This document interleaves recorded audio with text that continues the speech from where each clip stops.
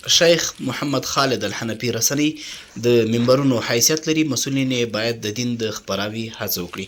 د امر بالمعروف نهي المنکر او شکایتونو اورېدل وزارت سرپرست وزیر شیخ محمد خالد الحنفي نن ورځ د کاپیسا ولایت کې یوې سترې ولسي غونډه کې ګډون وکړ چې په یاده غونډه کې د همدې ولایت والي قاري احسان الله بریال، امنیه قمندان مولوي ضیاء الحق حامد، د استخباراتو رئیس قاري عابد او نورو ولایتي مسؤلینو ګډون درلود.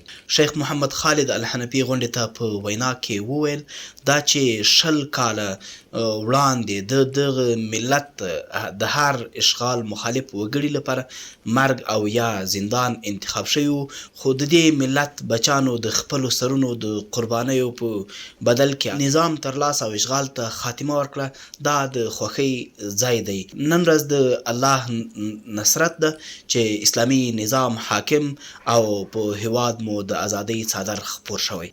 هغه همداراز ویل 20 کاله د فزیکي اشغال ترڅنګ دلته فکري اشغال هم حاکم و. د منکراتو د ترویج لپاره هڅې کېدې، خو اوس د هیواد په لر او بر کې اسلامي قوانین تطبیقیږي. دا د شکر او د الله د ثنا ځای دی. موږ باید د منکراتو په مخنیوي کې ټول سره همکار شو. همداراز د رسنیو مسؤلینو ته په خطاب کې وویل رسنۍ د منابرو حیثیت لري. دوی هم باید له دغې لارې د دین د خپراوي کوشش وکړي. یو له بل سره باید په دغه برخه کې همکاري وکړو. شیخ محمد خالد امارتي مسؤلینو ته وویل ای مسؤلینو، موږ تاسو هغه خلک یو چې د یوې ناستې ځای مو نه درلود. اوس چې واکمنان یو، دا د دې ملت د شهیدو بچیانو د قربانیو لاسته راوړنه ده. پر دې ملت رحم وکړئ او د شفقت لاس پرې راکش کړئ. هغه د امر بالمعروف مسؤلینو ته ویل دلته نږدې 20 کاله اشغال حاکم و. خلکو باندې په زور حکمونه مه تپئ، بلکې د خلکو ذهن سازي وکړئ. د معروفاتو د اقامې او د منکراتو د ازالې په نوم څوک مه تحقیروئ. خلکو سره ښه سلوک وکړئ.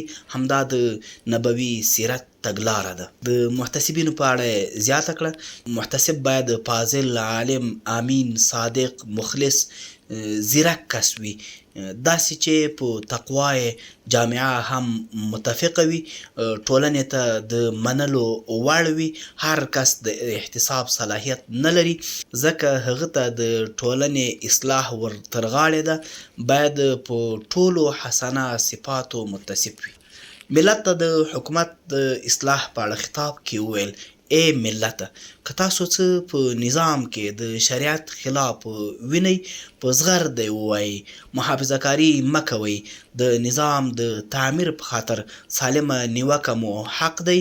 مخامخ یې مسؤل ته ووایاست. نوموړي د خبرو په پای کې یو ځل بیا ټینګار وکړ چې هر څوک د امارتي کس په نوم له ملت سره ناسم چلند کوي، مظلوم دی د امر بالمعروف وزارت د شکایاتو برخې ته مراجعه وکړي. دا برخه د همدې لپاره د امیر المؤمنین حفظه الله له لوري جوړه شوې ده. هلته به په سمه توګه باندې غږ اورېدل کېږي.